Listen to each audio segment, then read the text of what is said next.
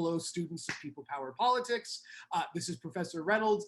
As promised, as teased in both syllabus and in class, It's 5 o'clock. we have a discussion section here with the two Daves, Dave D'Angelo and Dave Fialkov.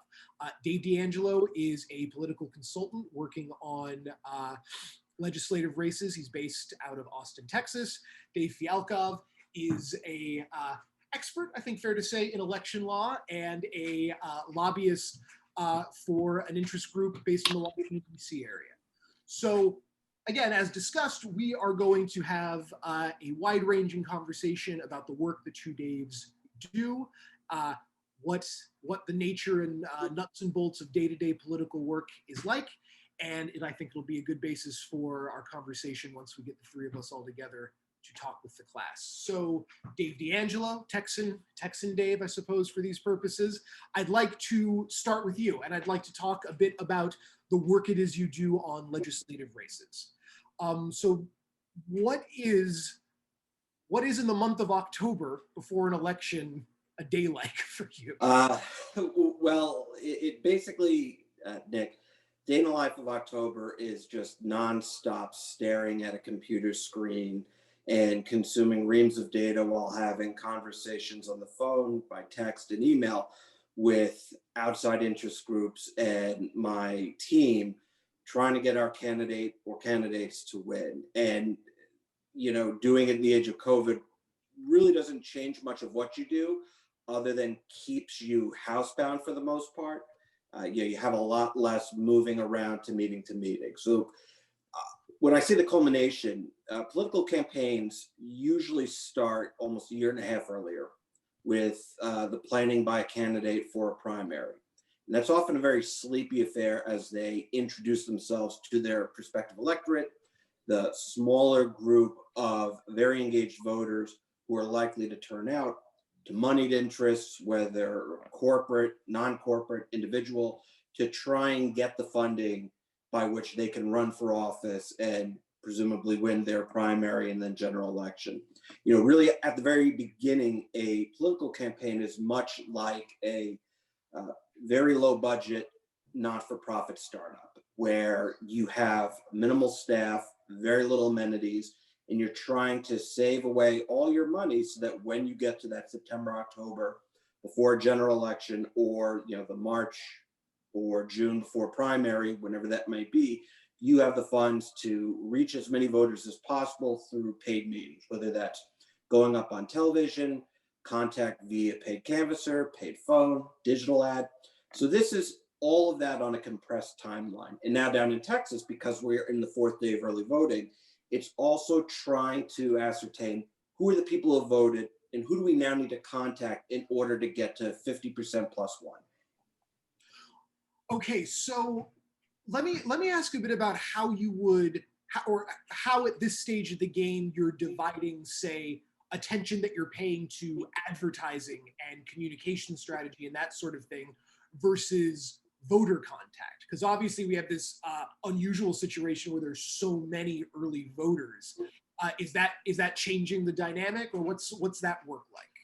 It certainly has. So to back up a second, when you get to this stage, there will likely, or in our case for a targeted Texas State House race, there has been months of planning going back to the summer, where as you're fundraising, you're trying to determine how much you want to spend and allocate towards your mail piece, possibly going up on cable and broadcast, digital, paid phones. And part of that is, you have a budget like you would for a family or an organization that says, all right, we're going to spend X amount on Y. In your hope, once you get through August into September, is that you will raise more so you can expand upon those different areas. Now, each group has, their own type of target. And some of it is fluid, some of that is static. So when you are going up on broadcast or cable with a television ad, you are going to be doing so to an audience that is outside of your district. For a mail piece or a paid phone, you can be very, very specific. You can cut a list of individuals who not only live in your district, but have certain demographic qualities or statistical models indicate are likely to vote for you. and you just spend money to send them that piece of mail, or pay someone or have a volunteer call them, and you're seeking to get information via phone, which is like, will you support my candidate? Will you turn out on this date? The others don't really have a return on information. So you start doing that and you're able to adjust it like a dial. So if your projections for how much money is going to be raised fall short, you might decide, all right, we're going to cut a mail piece. If the money's coming in, all right, I'm going to expand our digital footprint. We're going to run more ads. We're going to add in more canvassers. So as you and your students may have noticed, in Texas, we have now reached 3 million voters statewide in 4 days of early voting. This has set records. Now, a lot of that voting is being driven by the larger urban suburban counties where, in particular, Democrat-leaning voters are incredibly enthusiastic about voting. They're also scared that because of the pandemic, they want to get it done now and not have to deal with lines later, risk of infection, or if they're able to send in a mail ballot because they do not trust that the mail service will deliver it were they to wait to November 2nd. So what that means for us in our race is we had set plans for all those different areas that we talked about. The ones that I control, the ones that you can most easily call halt to, are your paid canvas, your paid phones, texting, volunteer calls, robocalls. So we made the decision before early voting started on Tuesday not to go heavily into the field with several tens of thousands worth of paid efforts. We wanted to wait to see, were voters going to come out that we would have otherwise targeted? And then when we see if they have voted, move on to that next set of targets. And when I'm saying targets, what we're really looking at right now is someone's partisanship, how likely they are to vote for a Democrat up and down the ballot, then also how likely they are to turn out. So if we're seeing that some of the people who we thought were less likely to turn out have already voted, that means we're moving on to another person. We're saving $1 by not having gone up on the phones last Sunday and waiting to the following Sunday. So to answer your question, yes, that does influence how we're spending our money, which is used to contact voters. Okay, so let's zoom out for a bit, because everything you described there makes it clear that there is a highly sophisticated, fine-tuned operation as far as sifting through the demographics of a given district here. And I think one thing that is not widely known to people outside of the business is just how sophisticated an operation that is. So one thing you mentioned early on in your answer that I want to circle around to now, you mentioned this notion that based on the extent to which you can track how you're doing with certain demographics, you have this compensatory shift in communication strategy in terms of either expanding or maybe shrinking, your outreach to a given group. How do you measure that? Like, what are the day-to-day tools for tracking changes at that sort of detailed level? Great, that's a great question. So within the Democratic Party nationally, there is a database called Voter Action Network. The acronym is VAN, which is how we usually refer to it. And the Texas Democratic Party, because we do not have party registration, has invested multiple cycles and time into creating within that database different models that can factor in those scores based on your gender, your vote history, your shopping habits, what type of television programs you may consume, so that when we get to this point in the election cycle, we have a fairly good idea of who a person is depending on what data we're looking at. So when you go into the van, you could pull, say, targets by a zip code if you wanted to send them a piece of mail. You can do it by the scores, which indicates partisanship or turnout. And you could also get an idea of their voter history. Did they vote in the last 2 or 3 Democratic primaries? And so then what you're doing is really taking an educated guess based on all those factors, what you know about past history for that district, and a little bit of guesswork. It is not a perfect model, but it allows me with information on nearly a daily basis to say, okay, I know that these likely Democrats have voted, maybe 95% of them are going to be for my candidate. And so these people are, locked in votes. Who are then the uncertain voters who from this likely demographic has not voted. All right, what is the most effective way to reach them? Because this database doesn't just have demographics, but it has contact information. And it also allows you to say, okay, this individual has a landline. We're obviously not going to text them. This person has a cell score that is considered high quality. All right, we might text them. Or, you know, this person does not have an address. So, you know, we're not going to send them a piece of mail. So it really is factoring in all those different levels. And, you know, my main expertise and work has been in field operations. You know, I might want to see, okay, what is mail doing? Because if the mail program is going to this household, do I then want to contact the people they don't cover? Do I want to maybe wait a week and follow up with a text and layer over different strategies to get what we call multiple touches? That's me or someone on the team or, you know, paid person reaching out to a voter. And the way that we collect information is called Survey ID. Now, for a campaign that's a legislative race, you know, it's called the ID question. Will you lean or strong support? Are you undecided? Or you lean or strong oppose? You know, for the presidential ballot, the county party, the state party will run what's called the master survey question. Will you vote for the entire slate? So we're gathering all this data from cross committees, our own committee, to try and determine, you know, who these voters are, how many we have, and how to proceed. Can I ask a question? Jump Yeah. in. So it feels like you're getting more and more detailed information about voters than probably was available 30 or 40 years ago, right? Even down to like social media advertising, I know you can really target people who live in a zip code who have voted previously, you know what I mean? Like you can really get granular with it. And I'm wondering whether or not that kind of information can make candidates potentially adjust their strategies so that they're hyper targeting one of the various kind of segmented constituencies in a jurisdiction, as opposed to being a little bit more of kind of a bigger picture, organic type of thinker. Does that make sense? Has the trend in voter information gathering resulted in an adjustment of what it means to be a good candidate? In one respect, yes, but that's also dependent upon the candidate's message. So what you are targeting, depending on your audience, if it's a good message, that will resonate more. Right. So like if you have a candidate whose message resonates with the population, you can take that message and put it in front of the people you want to see at a very micro level. Now, Dave, you are quite correct. The ability we have to micro target is better now than it was even 2 years ago, 4 years ago, 12 years ago. It is growing by leaps and bounds.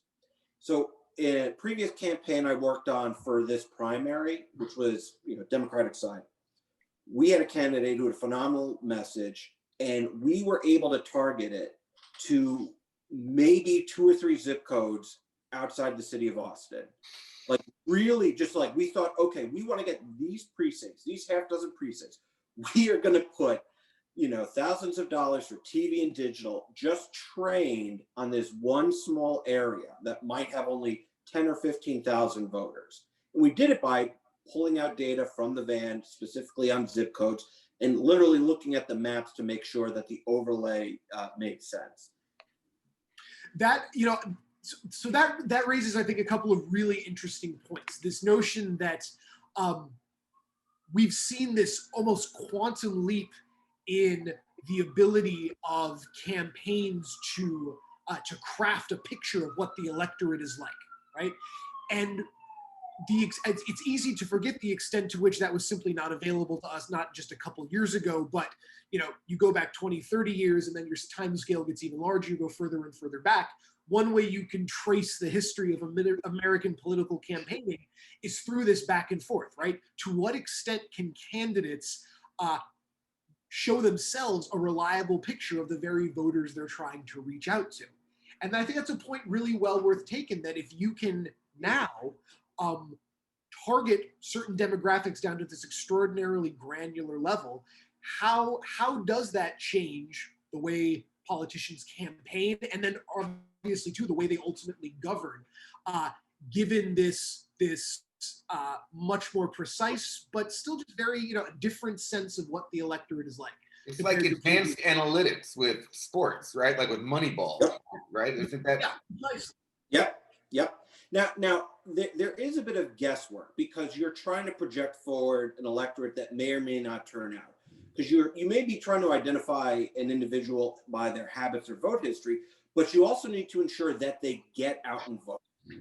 So it is part one identification and part two mobilization or persuasion.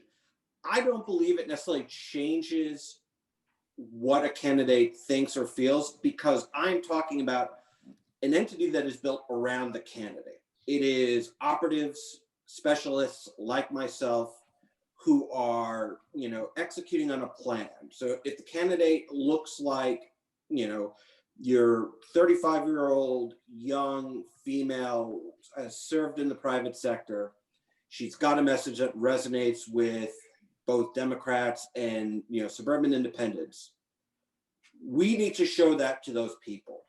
But she herself, other than her interactions, which are now fewer in the time of COVID, isn't really having to be attuned to what they are responding with because we are, again, adjusting the dial to what we want to show them of her. During a primary process, the candidate will participate in more forums. She'll do things to get out front in front of a smaller audience. Maybe it's several thousand people who she feels or he feels are key to winning a low turnout primary. In a general election where you need to reach thousands of more voters, that's not going to be as effective. So you've got, who you are, you've got your message, you're working on it by yourself with your team, and then it's everyone else's job to sell that and then to contact the people who are most amenable to voting for you. I really like that distinction too, because so it's not a question so much of a candidate modulating him or herself to different constituencies. It's rather what part of the candidate's consistent message is advertised and projected at a given volume to those different constituencies. I will say, and this will play into what you want to discuss with Dave. That is, at least for the campaign side. When you look at the results, though, that could very likely and does very likely influence how they govern, and the decisions they make will be impacted by who voted for them. Okay, and again raises an important point that I just want to put out there in the meta level, right? This notion of the extent to which a candidate for office, the classic story says one thing, does another when in office. This is one of the long-standing research agendas in political science. This question about how do we assess the rhetoric and the agenda a candidate puts forward when they are running versus the extent to which they not even successfully execute it or not, but to which they even stick with it while in office, right? Yep. And to that end, Nick, I'll say that part of what the importance of your message is, if you have an eye for governing as an incumbent looking to run for re-election, is almost how vague you can be, so that you don't tie yourself to a particular position, so that when you are in office that next legislative session or congressional session, your constituents who voted for you don't come and say, well, you said you were going to do this, and now you're doing that. Why are you doing that? They want to be able to lead themselves, and not in a shady or negative way, but just in a way so that they are flexible to adapt to the different circumstances. So a Democrat who might want to expand, access to government health care, Medicaid, Medicare, they might not say, I'm all for Medicare for all. They might use other language. They might say, I want to expand access to health insurance, increase access to medical care. That way, when it comes to voting on a particular position, they are not tied down to something that won't work, that they can get a win, even if it's only 70% of what their base constituency wants or what most of their voters who are likely of that same party thought they were voting for. Can I offer a more cynical perspective on what's happening? Yes, please do. I think if candidates are forced to appeal to a broader constituency, then the things that will get that person elected are the things that can unify that constituency, right? You speak in enough broad strokes about things so that people are looking at candidates who they think share their values and share their outlook on life and share their respect for kind of informed dialogue and productive bipartisan decision, things that are universally appealing. What you're describing, in my view, leaves wiggle room for a candidate that in that context would be utterly unlikable by most of the people. But because they can kind of dog whistle to various different constituency groups and say, hey, I'm with you on healthcare, I'm with you on guns, I'm with you on potholes in your neighborhood.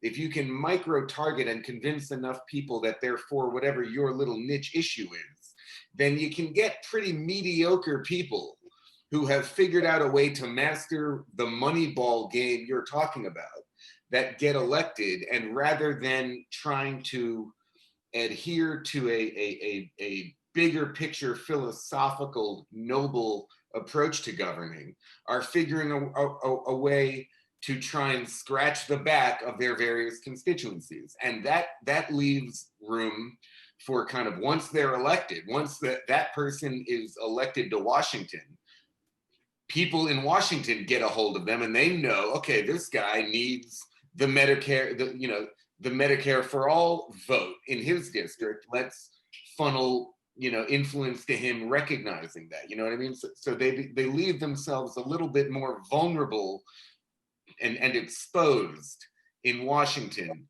to kind of muddied interest and sophisticated advocacy techniques if they are, because of the fact that in order to get elected, they need to employ the tactics that you're talking about. Does that make sense, Professor? It does.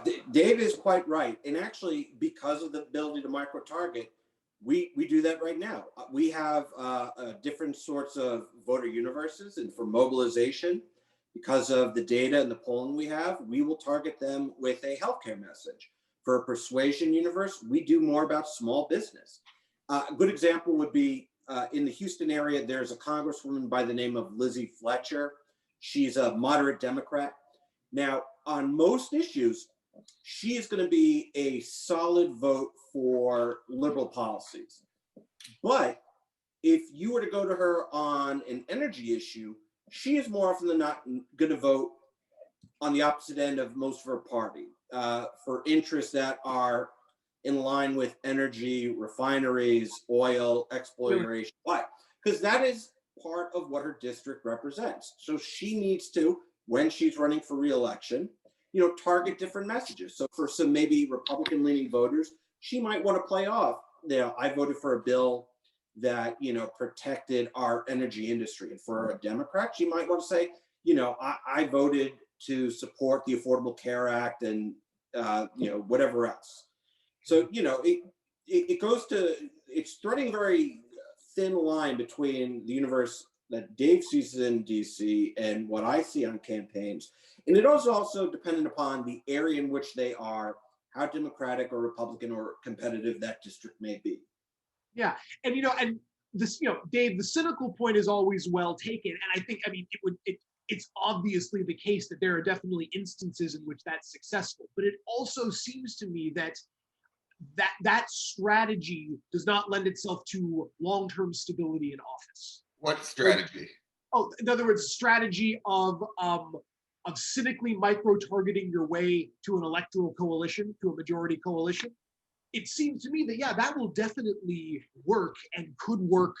A few House terms, a couple of Senate terms, but in the absence of a more ideologically solid bloc, you're probably more likely to come across more significant primary challenges, difficulty, mobilizing, turning out the vote, that sort of thing. Just to suggest that, it's definitely, most of our governing institutions, from state legislatures to Congress, are a mix of representatives who, broadly speaking, follow those different routes, right? And Nick, you're 100% right. It really does depend upon the district in which you're in. A district that is further to the left on the Democratic side or further to the right on the Republican side, you do not have to worry about that as much. Now, there is always the potential on the political side that your district changes against you. That while you have been comfortably ensconced on the left because that's where your district was, 8 years later, if your district has moved to the right, that becomes a more difficult position to hold because your voter base your universe now looks different. And if you want to get a 50.1, you may have to attune your message because those voters will react better to that as opposed to what your opponent is saying. Well, okay, so there's two questions I want to put to you guys, sort of based off of that comment. And I think this might transition us over to bringing DC Dave more fully into this conversation. So, well, one is that since you are based in Texas, and since Texas is a state that seems to be is at some point in a long-term trend away from being a deep red conservative state to being perhaps more of a purplish state, right? A state in which Democrats who might not have been able to get elected 10, 15, 20 years ago are now popping up in the state legislature, in the congressional delegation, what have you. So yeah, first I wanted to ask you, what is your sense of the larger changes afoot in Texas politics? What's going on? Really, right now, what you've seen over the last 4 years was the speed up of demographic changes that were happening slowly. The election of Donald Trump in 2016, the election in 2018 that Beto led at the top of the ticket down here, created what Democrats had been hoping for in 20 years of wilderness, which was a competitive Texas. And what was once seen as a joke is now not a laughing matter for Republicans. Now, this year, Democrats can get very close and still fall short. We might just miss a state legislative majority at the lower house by 1 or 2 seats. Joe Biden might fall 1 or 2 points short of Donald Trump, but it will still have been massive progress towards what is likely to be very competitive elections in 22 and 24, where you have new boundaries after gerrymandering, which I know that was going to be talked about later. Yeah.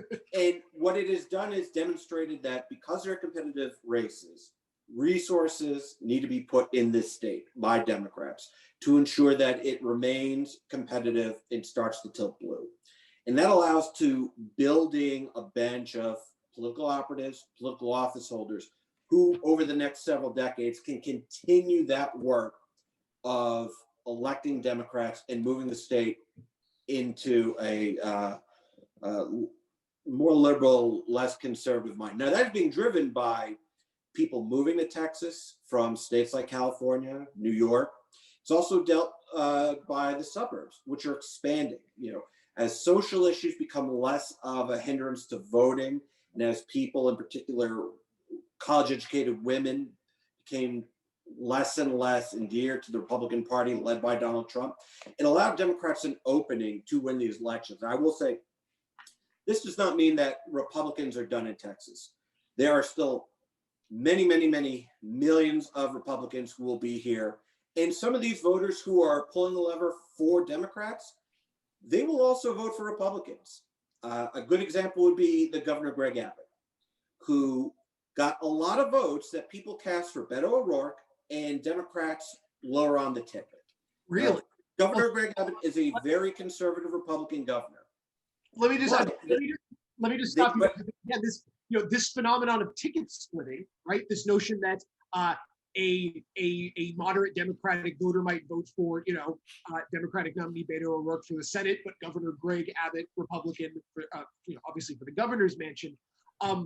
This larger issue of polarization, right? We've often, we've seen among more committed voters, right? People who might have occasionally split their tickets now do that less and less and are more reliably straight slate voters, all Democratic, all Republican.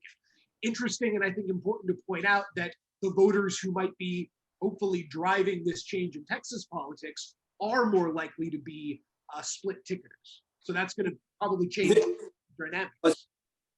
Not all of them, but the gap between being non-competitive and competitive in a race has in part to do with the changing demographics and growth in our voter registration, but also in some areas, those people willing to split their ticket. Now, you're going to see that a lot this cycle, where, say, Democrats, or not even Democrats, voters who don't consider themselves either Democrats or Republicans will vote for Joe Biden, but then they will vote for John Cornyn, maybe. Right. or even lower down the level, they'll vote for some of their Republican state legislative office holders, but they'll also vote for Joe Biden. So you see, maybe here more often than a state like, say, Massachusetts or New York, a willingness to split at different levels when you don't have a very, very moderate person, because that's the thing. It's not that Greg Abbott as governor is a moderate Republican. He and Beto O'Rourke in 2018 believed almost diametrically opposite issues. So how is it that a voter is splitting their ticket? It's because the issues they care about at a state federal level may differ. But it's those openings where those people who want their low property taxes, they don't necessarily love if the local government is going crazy in a liberal election. They still want their representation in DC to be a Democrat because that's in line with their values. So that is part of the opening that we have down here. And the next 4 years, the next 10 years are going to be a very crazy time. And again, it speaks to the value of this data operation that can sift people so finely, because at the end of the day, people can be so idiosyncratic in their voting choices. To be able to predict that with any sort of value, you need to know simply everything you possibly can about them. So there's, once this technology was there, completely obvious that this is the direction electoral politics would go in, right? Because this does seem like a royal road to reaching voters that would just simply been inconceivable 50 years ago. It's really something. Yeah, it is. And so and with that, I'd like to shift into, not even so different from this question of electoral politics, but obviously we are in a census year, which means as we count the entire population, we are going to be shifting the representative lines, or rather the district lines that govern representation for House legislatures and for the U.S. House of Representatives. And obviously the question of gerrymandering as this classic American political practice always comes up. So obviously there, we have and we can discuss, some examples of like extreme gerrymandering and things like that. But what's like the gerrymander situation in a state like Texas? Like how gerrymandered a state is Texas, would you say? Texas at the congressional level in particular is one of the most gerrymandered states in the union. So I live in North Austin, right below Williamson County. When I drive south down I-35 towards my in-laws who are near San Antonio, just in Travis County alone, I'm crossing through 5 different congressional districts. Really? Republicans, when they had control, did what's called cracking. They basically tore up most of Travis County, which is the county that Austin sits in, to dilute its voting power, so that they could extend their maps and get the utmost out of their congressional representation. Now, this was a smart idea in 2012, but because demographics have changed, many of these maps have become more competitive, so that almost every single one of those Republican representatives that has a piece of Travis County in their district has a very competitive race. Really? Oh, we so rarely talk about the backfiring of gerrymandering, right? Because I think for obvious reasons, we're so used to treating it as a structural problem. That's really interesting. I had no idea that actually was creating problems for Republicans who had benefited from it. Oh, that's interesting. And that demographic story, it's amazing how quickly that can wash away a seemingly permanent sort of stronghold. Now, of course, the possibility would be this. Were the Democrats to pull off, their hope of hopes and flip the Texas House, would that mean that they would have a larger share of control over drawing district lines? That's correct. So in the following session, when they do draw new lines, if the Democrats were to control the lower house and the Republicans will assuredly control the upper house, the state Senate, if they deadlock, it will go to a commission. So Democrats might not get a Democrat-favored gerrymandered congressional map, but they would get what's considered a quote-unquote fair map. And to Democrats, the goal is getting a fair map where they can fight Republicans on a better footing. Mm-hmm. And that could be, that would obviously be one of those events, if it's pulled off, that could more rapidly leverage a transformation that might otherwise take a much longer period of time. Look, if you had a fair map in Texas that moved ultimately 5 or 6 seats from R to D, Mhm. and Joe Biden's the president, and the 2022 midterms goes against him, that could be the difference between losing and maintaining control. Like I've joked to a couple of people in their run up to reelection, like, no pressure on you, but the fate of the Congress for the next 10 years rides on what you do down here in South Travis County. Yeah, yeah. As if this year didn't have enough determined pressures on it. The fact that it's a census year, which means it matters very much who controls the various chambers across the country that are going to be drawing these district lines. Yeah, no pressure, right? Not like we're going to lock these in for a decade or anything like that. Yep. Yeah. All right. So Dave, I'd like to bring you in on this. Perhaps not so much directly as far as the gerrymandering question goes, but just to get I don't know, perhaps more of a sense of what it's like to work on a fairly regular basis with some of the representatives who sit in these gerrymandered districts. So you obviously don't do strictly campaign work, right? You do work more among people already sitting in office, correct? Yeah, that's generally true, but if you're representing an industry, you want to try and make sure that the industry, you almost want to view it like a diversified money manager portfolio, right? You don't want to have all of your investments in one sector, because if that sector goes belly up, then you lose all your money, right? So you want stocks, you want bonds, you want various different things.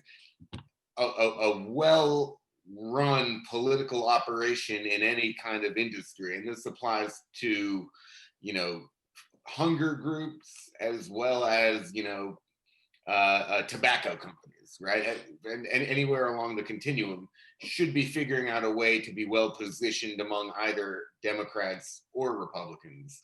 And in that respect, you want to be cognizant of who's likely to be in charge next year, because then you kind of know how to adjust your tactics, right? So right now, looking at the possibility of Democrats taking over the White House and the Senate, now is not the time that you look and see, say, oil companies.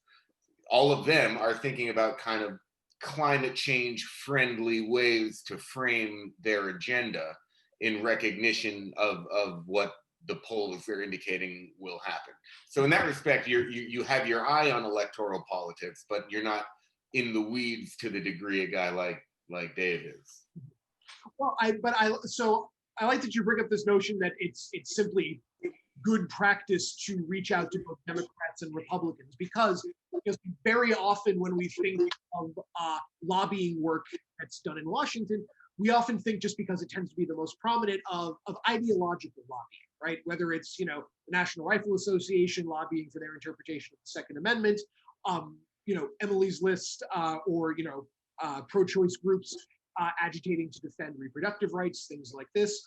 But the vast majority of interest group lobbying, or maybe not the vast majority, that's unfair to say necessarily, but much of it is being done by the private sector, whose interest in politics is not ideological. And it's so easy to lose sight of the notion that interests in this country have business to do with government that isn't ideological in and of itself. And so I'd like to talk about that a little bit. Sure. I mean, it's not unrelated to the discussion we had with Dave, right? Because if you think about getting back to kind of, you mentioned the NRA. If everyone running for office is well aware of the fact that 12 to 15% of the people in their district are gung-ho about the Second Amendment and will vote for or against a candidate entirely based on their views on gun rights, then as a practical matter, there is a disproportionate incentive for most politicians to not because why would you do something that you know is going to lose 15% of the people who vote for you, right? So the more you kind of become aware of that, it allows what would otherwise be a relative minority population that just happens to prioritize one issue more than pro-gun rights people tend to vote based on that more than anti-gun rights people do. Mm-hmm. So in that respect, the granularity that Dave described before is what enables groups like the NRA and the NRA is the most prominent and accessible example but the phenomenon exists in, the granularities of everything from railroads to health insurance to pharmaceuticals, right? So they're all looking at things in the same way and trying to figure out how to allow their unique kind of parochial interest to have an outsized level of priority in the minds of elected officials. So yeah, so and that's I think a really important point to play up, right? In the sense that, you know, lobbying is often thrown around pejoratively, right, as an inherently negative thing, even though it I mean, we should really take for granted the idea that what else is Congress there to do but to, listen to input from the American people and interests within the country, and lobbying pursues that particular goal. So I think it's important to play up this idea that, yeah, even with a body the size of Congress and with a lobbying industry of such size, given the sheer number of interests in the country, it's itself a kind of competitive gamble to be able to break through and be able to even get the attention of the Congress. And I'm curious, like, if you are not an interest group that's, like, again, to use the NRA, that has this sort of built-in constituency thanks to national tradition, among other things, direct political interest, what have you. Yeah, but if you're an interest group that doesn't have that sort of natural constituency, how do you go about getting the attention of the people in Congress whose attention you want to get? Well, it depends on the group, but generally, if you want to get members of Congress are extraordinarily responsive to the people who they know are going to vote in their next election, right? So if you're representing, let's say home gym, gyms, right, or restaurants, what have you, if I represented the restaurant industry and Texas Dave was a congressman, I would want to know what restaurants are in that congressman's district. And I would want to figure out a way to get those, the managers of those restaurants, the owners of those restaurants, to either contribute money to Dave or to attend Dave's rallies or to fly to Washington, D.C. in the pre-COVID era and meet with Dave. So you want to try and paint a picture of as much of a local connection to anything you're talking about, right? Which is why you see, members of Congress that have an oil refinery in their district are very likely to do the bidding of the energy industry. Just like if you have an auto manufacturing plant, you're going to be particularly concerned about trade wars with China. You're going to probably play an outsized role there. If you represent farm communities, you're going to really want to take care of, make sure that agriculture policy is where you're going to be focused, right? So members of Congress tend to give a bigger microphone to the people who have kind of a footprint in their district. And the job of people, one of the components of the job of people like me is to make that process easier, right? Help people on the ground throughout the country get to know their congressman and develop political strategies based on what the relative footprint, whoever has my job at McDonald's, say, I'm sure has a book that has a list of how many McDonald's are in every congressional district in the country. You know what I mean? And if there's a member of Congress who is 10 McDonald's in his country, in his district, odds are he's going to be well aware of the issue, or at least somebody on his staff will be well aware of the issues that McDonald's really cares about. Does that make sense? Yeah, it absolutely does. And also too, just in terms of the structure of the industry too, one thing that's worth pointing out, a distinction that isn't often made, is that there is a distinction to be made between lobbyists who are in-house for a given interest group or an industry versus firms that are actually out there taking business from all comers, right? And often themselves independently playing a role in power politics in Washington, right? Yeah. Because they occupy these sort of nodes of power, right? And I'd like to talk about that a little bit, just because often when we think of the role lobbying plays in contemporary politics, we think of those particular sets of players, right? So what does that industry look like in DC? The lobbying industry? Yeah, big question, obviously. It's a big question. I think generally you can kind of divide lobbyists into three different buckets. One is purely an access lobbyist, right? These are people who, like you said, work at a lobbying firm or a law firm. And, they may have worked on Capitol Hill before. They may have a really good relationship with somebody in Nancy Pelosi's office, for example. So, if you have a good relationship with somebody in Nancy Pelosi's office, you would be a useful lobbyist to have working for a defense contractor, for an airline, for a farmer. Nobody doesn't want that lobbyist, right? So there are people whose kind of currency and value to the world is good relationships with lawmakers or lawmakers' staff. And one of the problems that people tend to have with lobbying, and you alluded to this before, people criticize lobbying in somewhat of a broader brush than they should. The real critique should come with the role that money plays in politics, right? Because it tends to be that those with more access to money not only can hire the lobby, can afford to pay for the lobbyists that are willing to represent them, but also are able to generate political contributions to lawmakers, which they need in order to kind of employ the sophisticated campaign techniques that Dave went over before. And in that respect, money gives certain lobbyists an outsized influence relative to other lobbyists, irrespective of the value that the cause that they're lobbying for may have. You know what I mean? So money can shift the balance of that. And that's the real critique of lobbying. It's not lobbying, it's money. Always. Like anytime you hear anybody criticize lobbying, what they're really criticizing is the role of money in politics. But all that being said, you have access lobbyists who tend to work at firms. They don't have any expertise on anything.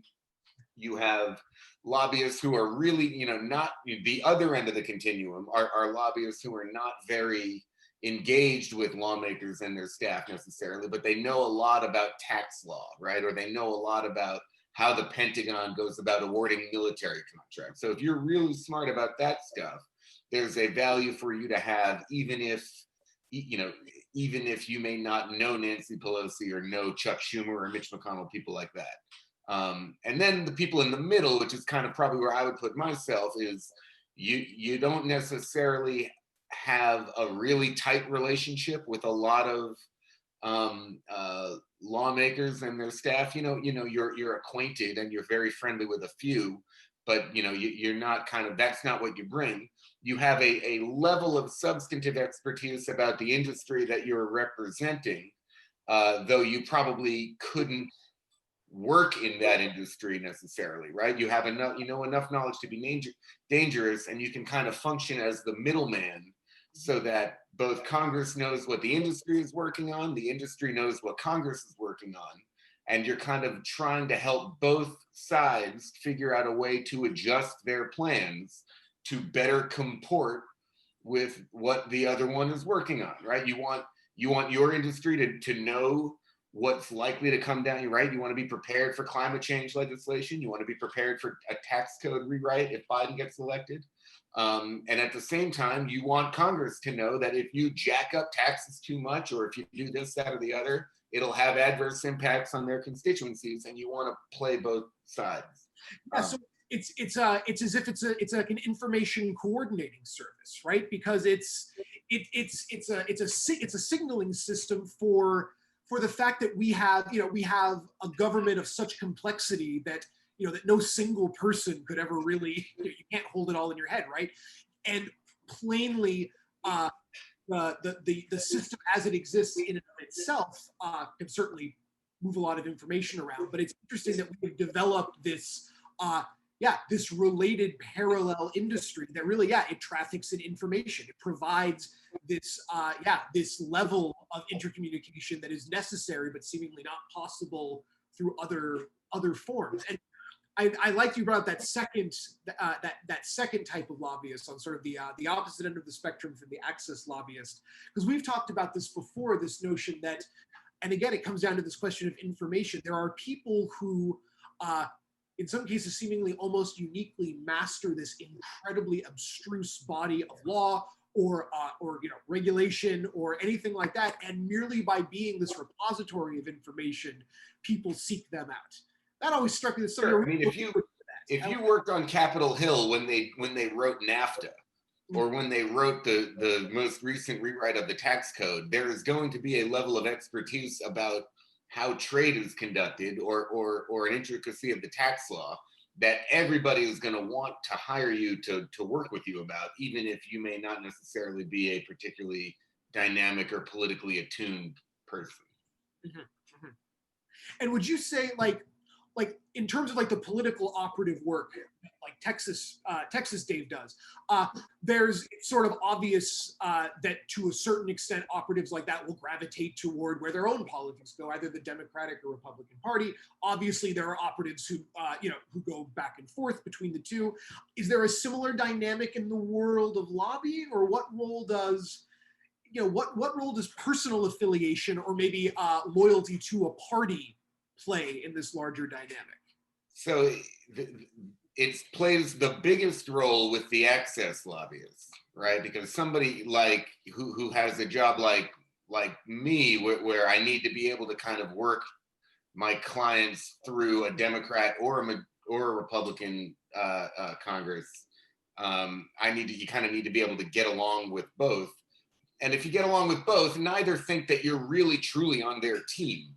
You know what I mean? An access lobbyist who, let's say, is really tight with Nancy Pelosi, is going to really want Nancy Pelosi to be the speaker, right? So if Republicans take over, like a lot of Republican access lobbyists right now in Washington are terrified, because if you have a really good relationship with Kevin McCarthy, the top Republican in the House, or if you're really tight with Mitch McConnell, and now Democrats take over, they eliminate the filibuster, and those guys no longer have a seat at the table, then when I'm looking at who I want to hire to help give me access, what access lobbyists I want, I am not in the market for Republican lobbyists right now. Nobody is.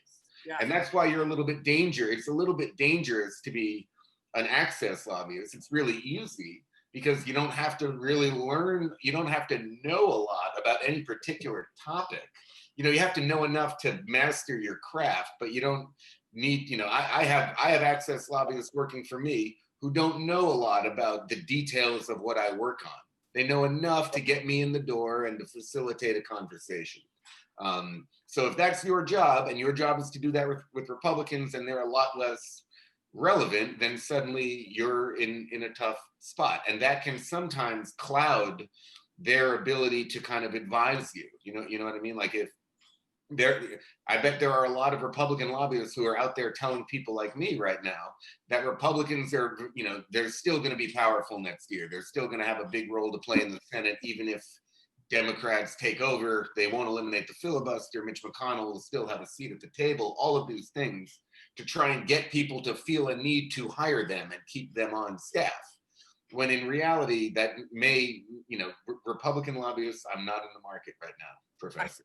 I can imagine, and I'm really glad you bring that up, because it brings to mind that any powerful person in Washington is going to be at the center of this larger network of people, right? I mean, in political science, we formally call that patronage, and we might not use that terminology now, but the basics of the system are fundamentally the same. And something we have discussed in our class sessions is, thanks to the fact that we elect our legislature and the president separately, you can have a situation like we're seeing somewhat now, in which some Republican senators are weighing the question of how much distance they want to put between themselves and Donald Trump. And it points just to this very basic fact that because of the way the system is designed, even office holders of the same party can find themselves motivated by a very different set of interests, right? And a very different calculus of decision making. And it's just important to keep in mind that radiates outward, right? And so for every Mitch McConnell motivated by his very particular set of priorities, you have these then larger networks of Washington professionals trafficking in all this necessary information, whose own interests, don't clearly line up with maybe the larger meta interests of the Democratic Party, the Republican Party, what have you. And it speaks to just the endless complexity of the decision making that's made. It's just, I think that's always important to keep in mind. So that's there's a permanent kind of intelligentsia in Washington that transcends eras. You know what I mean? There's always, the president comes in And, you know, when I wasn't doing this then, but when Bill Clinton came in, they called it the Arkansas invasion, because everybody from Arkansas came to Washington because they knew if you kind of are relatively tight with Bill or Hillary Clinton, somebody would want to hire you to do something to help them through that era. Same thing with Barack Obama in Chicago, right? Donald Trump and kind of the swampy characters that came in his orbit to DC, right? There are a lot of them have made a lot of money over the last decade, over the last 4 years. Feels like a decade, so that's undoubtedly true, and I think will be forever. Yeah, and that, I mean, complexity, complexity, imposes necessities, right? And that's one of the basic dynamics that even when we talk about reform, you have to keep in mind that at a certain point, that complexity is just not reducible. You're going to have institutions and workarounds for this to function. Does this mean if Joe Biden is president that half the state of Delaware will now reside in or around DC, or they're good just to travel from their homes in Delaware on a daily basis? Look, you bring up a legitimate point, which is Joe Biden, the longer you're in DC, the broader your concentric circles go, right? So Joe Biden's got, 5 decades worth of just people he's picked up along the way. And in a lot of ways too, when I vote for president, a lot of the thing that motivates me is a recognition that you're not just voting for a person, but you're voting on kind of the type of people that you think are drawn to that person and the type of people that you think that person would be inclined to populate their government and their formal and informal kitchen cabinets with, right? So if Bernie Sanders were elected, you're not just electing a very liberal guy at the top of the ticket, you're electing all of the people who Bernie Sanders has been drawn to, and all of the people who have been drawn to Bernie Sanders for the 175 years that he's been walking God's green earth, right? So that's the choice that I make, and a recognition of the various power dynamics that get associated with the who is actually occupying the White House is what should motivate voters probably more than the personality traits of the person on top of the ticket. That's okay. So you bring up a couple points that I want to drive home. First off, you're right about Joe Biden. He's like a redwood tree, which is these endless, the layers that, it's hundreds of years of age. Yeah, I mean, Joe Biden's been in the Senate since the 70s. He served with Nixon. Nixon was president when he was elected. It's crazy. Joe Biden first ran for president when the three of us were like 4 or 5 years old, when the students watching this were not even zygotes. I mean, it's insane how long. Here's something that's crazy. He served in the Senate with Walter Mondale, who was Jimmy Carter's vice president 40 years ago. Like, he literally has known most of the vice presidents who have come before him because he served with them in one body or the other. Yeah, and I gotta say, that's one thing that we certainly talked about during the heady days of the primary, which feels like 1,000 years ago. But obviously, the story of the primary was after a seemingly lackluster start, Biden made good on the fact that he was ahead of the polls the whole time, and he wrapped up the nomination with tremendous speed. And I think there's a lot of reasons for that, but you have to acknowledge the fact that 40 years of building a network in Washington D.C. in Democratic Party politics has to be good for something, right? And I'll just add, what you're saying about Joe Biden is interesting, and it's unclear right now whether this played an impact, because he was winning before COVID came upon our political scene in early March. Like, it was clear he was becoming the front runner. But it is amazing that the message he began running on in 2019 really does fit this moment. And obviously no one knew what was going to happen, but just the person, the message, which at the time, in the heart of the primary, when we were talking about issues, seemed like, it's irrelevant, it's not made for the moment. It has become perfect. And not to say that Bernie Sanders would not have pivoted, but it positioned, I believe, Joe Biden better for now than a Bernie Sanders would have been.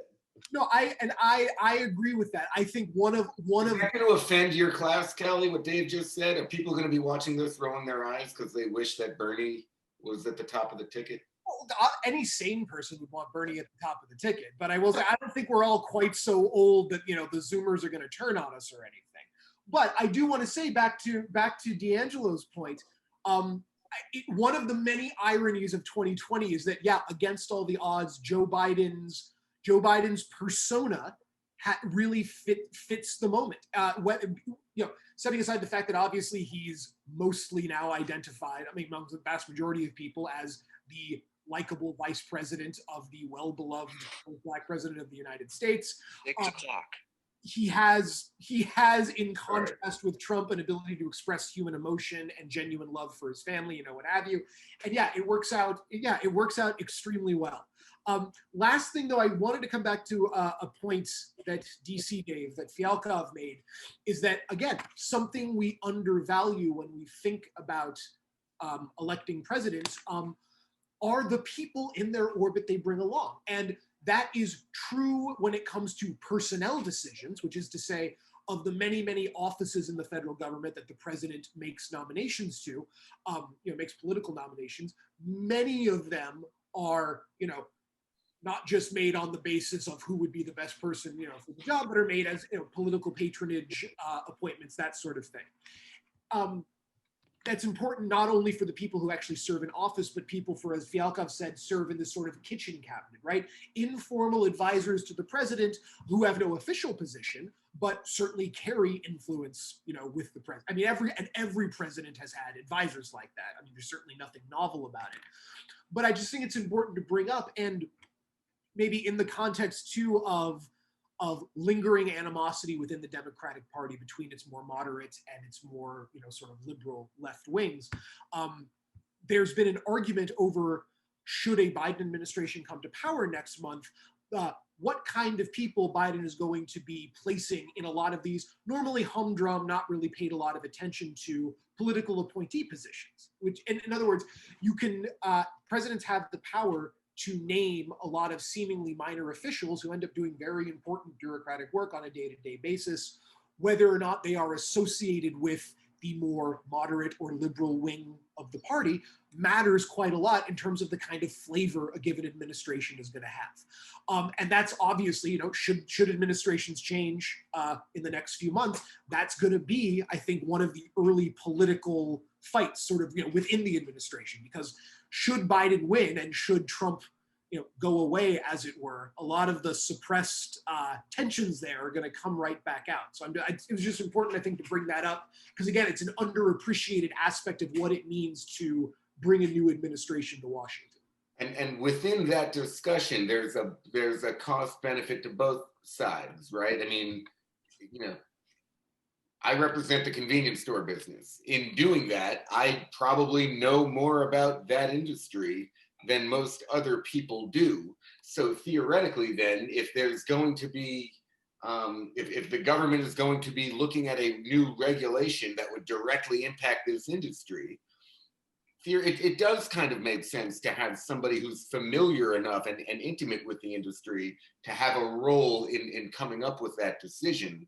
What you need to be careful of is that you don't want somebody whose loyalty, like when they leave the industry or when they leave, if you're a lobbyist, you represented the airline industry and then you go to work at the FAA, the Federal Aviation Administration, you should, ideally, you want that person to be taking whatever knowledge base they've developed in their years working with the industry and apply that to a more kind of normatively compelling, ideological, philosophical approach to regulation, as opposed to kind of feeling like you're continuing to do the bidding of the people who have been paying you for the last 15 years. And maybe, if, just like a lawyer will inevitably be representing clients that they may think did it, right? That they may think are guilty, your obligation and adherence is to the law and to making sure that person has a right to a fair trial. In the same way, you are probably over time, if you're representing the airline industry for 50 years, you're going to work on things that you may not agree with on their behalf in your lobbying activity. And you want to, if you're going to go in and play a role in drafting regulations, you need to be assured that that you're going to leave your previous professional obligations at the door and bring in kind of a more objective approach to regulation. The problem, of course, becomes, and you saw this with the Obama administration, which was basically anybody who has ever lobbied for any industry was not allowed in their administration, right? Not allowed to have any kind of role, which can have the negative consequence of most people who know a ton about an industry and a ton about how the game of politics have lobbied for that industry at some point over the last 20 years. So you end up with a knowledge gap where you don't quite know how to effectively regulate an industry because the people who are most informed to guide you are not allowed to be in the room where it happens. Yeah, and I think that draws attention to really the most, in terms of the public interest and public oversight, the aspect of lobbying that deserves the most sustained attention, right? Because yeah, it speaks to the revolving door. It's called the revolving door. Exactly, and yet it still speaks to just the fundamentally intractable nature of it, right? Government needs information to function, right? And this is, however imperfect it might be, the system that we have, and the virtue that comes out of that has to be, balanced with making sure you don't go through phenomena like regulatory capture, right, or end up having industry simply take over the very bodies, commissions, what have you, that are meant to actually govern that industry. And that's a perennial problem. There's never going to be a permanent fix to that. Yeah, I mean, look, if you were to ban lobbying, if the First Amendment were to be reinterpreted to allow a ban on lobbying, the government would need to spend upwards of $10 billion on research that they don't currently do, right? If I just got elected to Congress because Dave got me elected in Texas, and there's a big pharmaceutical, we're talking about vaccines. What is the appropriate amount of time for a vaccine? How much should we kind of expedite a COVID vaccine, given the nature of the situation, and have that kind of be able to circumvent some of the protocols that would be in place for a more traditional vaccine? Most people who are just getting elected to Congress know conceptually that they want the vaccine to come as quick as possible. They know conceptually that they don't want it to hurt anybody, but they need to know more about how to draw that line and how to guide the thinking to that. And who do they call? They call the lobbyist for Pfizer or for any of these other pharmaceutical companies that have been living and breathing this process, and they're going to need to get information from them. And you want that dialogue to be as productive as possible. And the shortfall we had, I'll go back to it again, is that too often that dialogue, the microphone of the lobbyist who has clients that have access to a larger amount of money, are able to get better access to lawmakers than lobbyists that work for causes that don't have a lot of money. And that's the problem that needs to be fixed. Yeah, no, I think that's a point really well taken. And yeah, it speaks to the permanence of this as an issue, right? So long as you need this information to flow, it's going to be a perennial. I think we might want to wrap things up for the benefit of a very patient audience who will be talking to you guys in person quite soon. But yeah, gentlemen, I want to say thank you very much for an extremely valuable discussion, and I look forward to seeing you again in a very similar setting, along with the rest of the class, where we continue it. So thank you very much, guys, and see you soon. Thank you for having me, Professor. Thanks for having me. Bye now.